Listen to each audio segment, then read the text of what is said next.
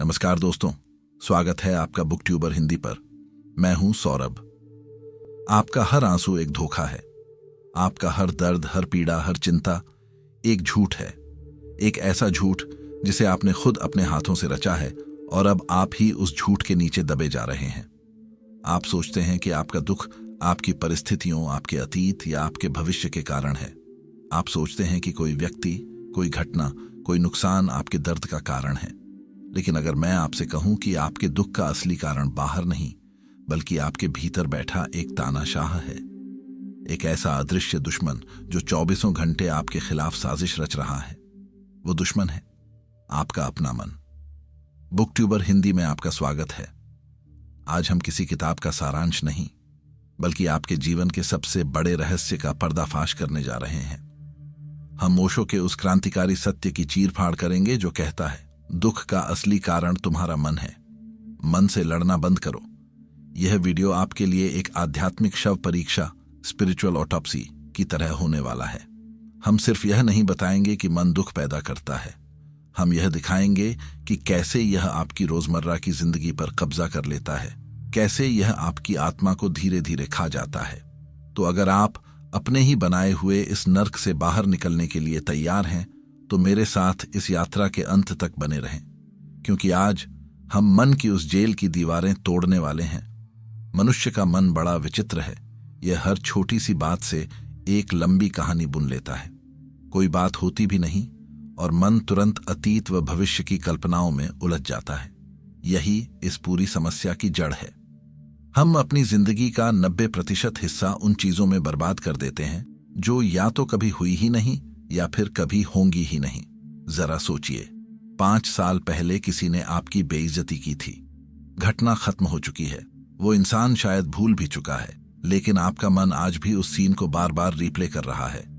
वो कड़वे शब्द, वो चुभती हुई निगाहें। आपका मन उस मुर्दे को अपनी यादों की कब्र से रोज निकालता है और उसके साथ कुश्ती लड़ता है। जो हो चुका है वह सिर्फ राख है। राख को ढोते रहना मूर्खता नहीं तो और क्या है, या फिर भविष्य की चिंता। कल क्या होगा? अगर मैं असफल हो गया तो? अगर मेरी नौकरी चली गई तो? अगर वो मुझे छोड़कर चला गया तो? ये वो सवाल है जो आपका मन दिन रात आपसे पूछता है। और सच तो यह है कि जो आने वाला है वह कभी आता ही नहीं। जब भी आता है तो आज बनकर ही आता है। लेकिन हमारी आदत बन चुकी है आज को छोड़कर या तो बीते हुए कल की यादों में जीना या आने वाले कल की चिंताओं में डूबना। और इसी कशमकश में जीवन का जो एकमात्र सत्य है, यह क्षण, यह वर्तमान, वो हाथ से फिसलता चला जाता है। अगर आप ध्यान से देखेंगे तो पाएंगे कि सारा दुख इसी से पैदा होता है।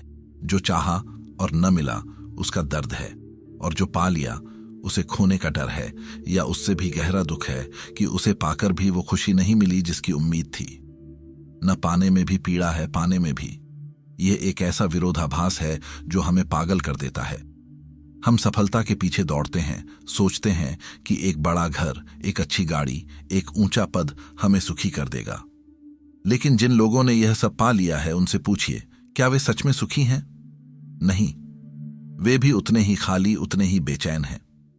क्यों? क्योंकि दुख बाहर की चीजों से नहीं आता। यह हमारे मन की आंतरिक संरचना है। बाहर कुछ भी हो जाए, मन हमेशा कुछ और चाहता है, हमेशा असंतोष में रहता है। यह असंतोष एक अंतहीन रेगिस्तान की तरह है। आप कितना भी चल लें, क्षितिज हमेशा दूर ही रहता है। यही असंतोष हमें भीतर ही भीतर जला रहा है। प्रसिद्ध आध्यात्मिक विचारक जिद्दू कृष्णमूर्ति ने कहा था, the highest form of human intelligence is to observe yourself without judgement. मानव बुद्धि का सर्वोच्च रूप है स्वयं को बिना किसी निर्णय के देखना। लेकिन हमारा मन, वो 24 घंटे जज की कुर्सी पर बैठा है। यह अच्छा है, यह बुरा है, यह सही है, यह गलत है, यह होना चाहिए, यह नहीं होना चाहिए। यह निरंतर चलता हुआ विचार ही हमारे अंदर एक गृह युद्ध पैदा करता है। मन की इस फितरत को समझने के लिए उस प्रसिद्ध कहावत को याद करें, मन एक ऐसा बेचैन बंदर है जिसने शराब पी रखी है, जिसे बिच्छू ने डंक मार दिया है और जिस पर भूत सवार हो गया है। कल्पना कीजिए इस बंदर की हालत। आपका मन ठीक इसी स्थिति में है। विचारों की शराब, इच्छाओं का डंक और अतीत के भूत। इस पागलपन के साथ आप शांति की उम्मीद कैसे कर सकते हैं? और सबसे क्रूर मजाक तो यह है कि आपकी तथाकथित खुशी भी नकली है। यह बस आपके दुख का एक सजा संवरा रूप है। जब आपकी कोई इच्छा पूरी होती है तो थोड़ी देर के लिए मन शांत हो जाता है। उस छोटी सी शांति को आप खुशी समझ लेते हैं, लेकिन यह खुशी नहीं, यह सिर्फ एक तनाव का अस्थायी अभाव है। जैसे ही वो पल बीतता है, मन एक नई इच्छा, एक नई मांग लेकर खड़ा हो जाता है। तुम्हारी खुशी बस दो दुखों के बीच का एक छोटा सा अंतराल है। यह मन का सबसे बड़ा धोखा है, जो दुख को ही फैंसी कपड़े पहनाकर तुम्हें बेचता है। सच तो यह है कि जीवन केवल इस क्षण में है, न बीते हुए कल में, न आने वाले कल में। लेकिन मन को यह समझाना आसान नहीं है। वह आदतन इधर उधर दौड़ता है। यही कारण है कि ध्यान की आवश्यकता है। सदियों से इंसान इस मानसिक पीड़ा का इलाज खोज रहा है, और दो बिल्कुल अलग अलग रास्ते अपनाए गए हैं, एक पश्चिम का, एक पूरब का। पश्चिम में सिगमंड फ्रायड जैसे मनोविश्लेषकों ने मन की गहराइयों में उतरने की कोशिश की। उन्होंने आपके अचेतन, अनकॉन्शियस मन का विश्लेषण किया, आपके सपनों को खंगाला, आपके बचपन के घावों को कुरेदा। फ्रायड ने यह पता लगाने की कोशिश की कि आपका मन बीमार क्यों है। उनका पूरा नजरिया यह था कि मन एक मशीन है जिसमें कुछ खराबी आ गई है और उसे ठीक किया जा सकता है। आज की आधुनिक मनोविज्ञान भी इसी रास्ते पर चलती है। यह आपके लक्षणों का इलाज करती है, आपको कोपिंग मैकेनिज्म्स सिखाती है, आपके विचारों को रीफ्रेम करने की सलाह देती है। यह घाव पर पट्टी बांधने जैसा है। लेकिन पूरब में बुद्ध ने एक क्रांतिकारी कदम उठाया। बुद्ध ने कहा, मन बीमार नहीं है, मन ही बीमारी है। The mind is the sickness. इसे ठीक करने की कोशिश मत करो, इससे पार जाओ। इसे समझने में ऊर्जा बर्बाद मत करो, इसे शून्य कर दो। फ्रायड ने अंधेरे का विश्लेषण किया, बुद्ध ने दिया जला दिया। जहां पश्चिम ने मन के इलाज पर जोर दिया, वहीं पूरब ने मन के अंत की घोषणा कर दी। ध्यान का सार यही है कि मन का अंत हो जाए। मन का मतलब है अशांत चेतना, और ध्यान का मतलब है अडोल चेतना। जहां मन है वहां संघर्ष है, विकल्प है, द्वंद्व है, अच्छा बुरा, पाप पुण्य, सफलता असफलता। लेकिन जहां मन समाप्त हो जाता है, वहां न कोई संघर्ष बचता है, न कोई विरोध, न कोई द्वंद्व। उस क्षण एक गहरी समता जन्म लेती है, और उसी क्षण भीतर से दिव्यता की झलक मिलती है। यहीं पर एक और बड़ा जाल सामने आता है, जिससे तथाकथित आध्यात्मिक लोग भी नहीं बच पाते। वो है शुद्धता का जाल। मनुष्य का लक्ष्य शुद्धता नहीं, बल्कि शून्यता होना चाहिए। शुद्धता का विचार हमेशा मन से जुड़ा रहता है। जब आप कहते हैं मुझे अपने मन को शुद्ध करना है, तो आप क्या कर रहे हैं? आप मन के भीतर ही एक और लड़ाई शुरू कर रहे हैं, शुद्ध विचारों और अशुद्ध विचारों के बीच। आप काम, क्रोध, लोभ, मोह को दबाने की कोशिश करते हैं और दया, करुणा, प्रेम को ऊपर लाने का प्रयास करते हैं। लेकिन ओशो कहते हैं यह अहंकार का सबसे सूक्ष्म खेल है, क्योंकि जो दबा रहा है और जो दब रहा है वो दोनों ही मन का हिस्सा हैं। आप मन के एक हिस्से से मन के दूसरे हिस्से को जीतने की कोशिश कर रहे हैं। यह ऐसा है जैसे आप अपने ही बाएं हाथ से अपने दाएं हाथ को हराने की कोशिश कर रहे हों। जीत किसी की भी हो, हार हमेशा आपकी होगी।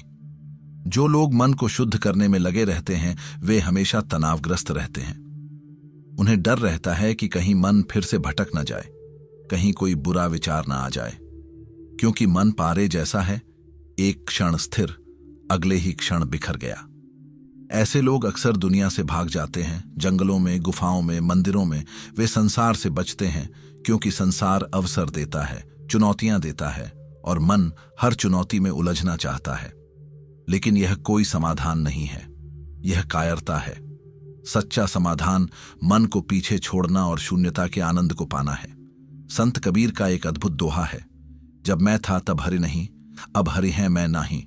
प्रेम गली अति सांकरी, तामे दो न समाही। यहां मैं का अर्थ है मन, अहंकार, और हरि का अर्थ है वो परम सत्य, वो शून्यता। कबीर कह रहे हैं कि जब तक मैं मन है, तब तक सत्य का अनुभव नहीं हो सकता, और जब सत्य का अनुभव होता है तो मैं मन बचता ही नहीं। दोनों एक साथ नहीं रह सकते। इसलिए जीवन से भागने की जरूरत नहीं है। जरूरत है भीतर उस सच्चे रस, उस दिव्य शराब को खोजने की, जिसे पीकर मन का नशा अपने आप उतर जाए। छोटी छोटी इच्छाओं और सुखों को छोड़ना तभी संभव है जब भीतर कोई बड़ा आनंद, कोई परमानंद की लहर उठे। छोटा धन तभी छूटेगा जब बड़ा धन मिलेगा। कंकड़ पत्थर कोई तभी फेंकेगा जब उसे हीरे मिल जाएंगे। इसी तरह सांसारिक सुख तभी छूटेंगे जब भीतर शून्यता का असली आनंद खिलेगा। तो सवाल उठता है कि यह होगा कैसे? मन के इस चक्रव्यूह को तोड़ा कैसे जाए? इसका उत्तर है ध्यान। लेकिन रुकिए, जब मैं ध्यान कहता हूं तो किसी खास आसन में बैठकर मंत्र जपने की छवि अपने दिमाग से निकाल दीजिए। ओशो के लिए ध्यान कोई कर्मकांड नहीं, बल्कि एक 24 घंटे की जागरूकता है। यह जीने की एक कला है। ध्यान का मतलब मन से लड़ना नहीं है, उसे नियंत्रित करना नहीं है, उसे दबाना नहीं है। ध्यान का सीधा साधा अर्थ है मन को चुपचाप देखना, एक साक्षी की तरह। बुद्ध ने दुनिया को जो सबसे अनमोल तोहफा दिया वह था विपश्यना। विपश्यना का अर्थ है विशेष रूप से देखना। और देखना किसे है? अपनी ही सांस को। एक इतना सरल काम जो एक बच्चा भी कर सकता है। सांस भीतर जा रही है, पेट फूल रहा है, सांस बाहर आ रही है, पेट सिकुड़ रहा है। बस इतना ही करना है। इसमें न कोई हस्तक्षेप करना है, न इसे बदलना है। केवल गवाह बनना है। जैसे आप सड़क के किनारे खड़े होकर ट्रैफिक को देख रहे हैं। गाड़ियां आ रही हैं, जा रही हैं। आप न किसी गाड़ी को रोकते हैं, न किसी को धक्का देते हैं। आप सिर्फ देखते हैं। जब आप अपनी सांस को देखना शुरू करेंगे तो आप पाएंगे कि आपका मन हजारों बार भटकेगा। एक विचार आएगा, फिर दूसरा, फिर तीसरा। अतीत की कोई याद, भविष्य की कोई योजना। जैसे ही आपको पता चले कि मन भटक गया है, बिना किसी झुंझलाहट के, बिना खुद को कोसे, बहुत धीरे से, बहुत प्यार से मन को वापस सांस पर ले आए। बस यही प्रक्रिया है। बार बार खुद को इस क्षण में लौटाना। यही स्मृति है, यही जागरूकता है, यही श्रुति है, यही जिक्र है। अलग अलग धर्मों ने इसे अलग अलग नाम दिए हैं, पर रहस्य एक ही है, मन को वर्तमान में टिकाना। ध्यान कोई कठोर संघर्ष नहीं है। यह फूल की तरह कोमल है, लेकिन इसकी ताकत इतनी है कि यह मन की चट्टानों को भी तोड़ सकता है। जैसे पानी की एक एक बूंद लगातार गिरकर पत्थर में भी छेद कर देती है, वैसे ही जागरूकता का हर एक क्षण धीरे धीरे हमारे भीतर की आदतों, बोझ और भ्रम को तोड़ता है। जैसे एक छोटा सा बीज पत्थर को चीरकर एक विशाल वृक्ष बन जाता है, वैसे ही ध्यान का यह छोटा सा बीज आपके भीतर क्रांति ला सकता है। शुरुआत में यह असंभव लगेगा। मन इतना शक्तिशाली लगेगा कि उसे एक पल के लिए भी टिकाना मुश्किल होगा, लेकिन धीरे धीरे यह असंभव संभव बन जाता है। जैसे जैसे आप देखते जाते हैं, विचारों के बीच खाली जगह बढ़ने लगती है, शोर कम होने लगता है और सन्नाटा गहराने लगता है।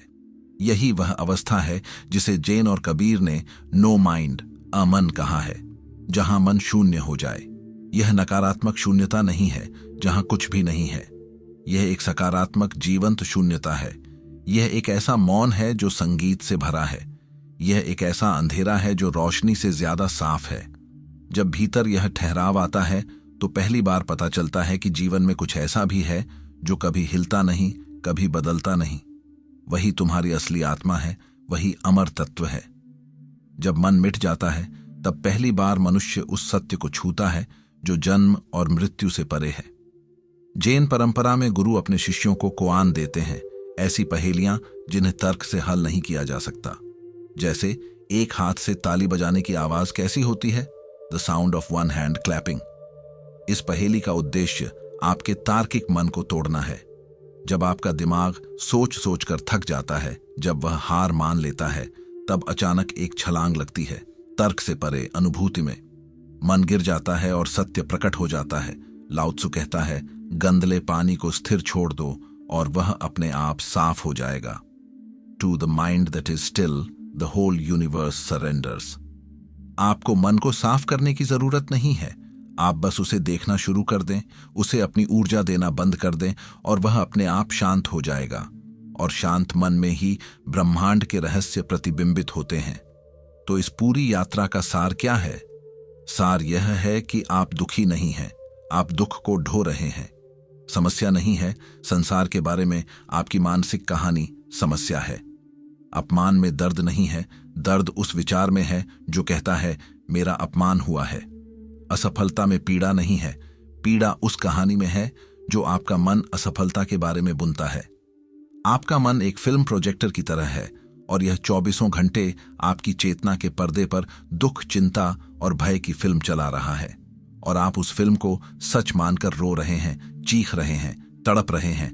ध्यान उस प्रोजेक्टर को बंद करने का बटन है। याद रखो, संसार का असली अर्थ बाहर की वस्तुएं नहीं है, बल्कि तुम्हारा मन है। वही तुम्हारा नरक है और वही तुम्हारा स्वर्ग बन सकता है। यदि मन की पकड़ से मुक्त हो गए तो यही क्षण तुम्हारा द्वार है सत्य की ओर।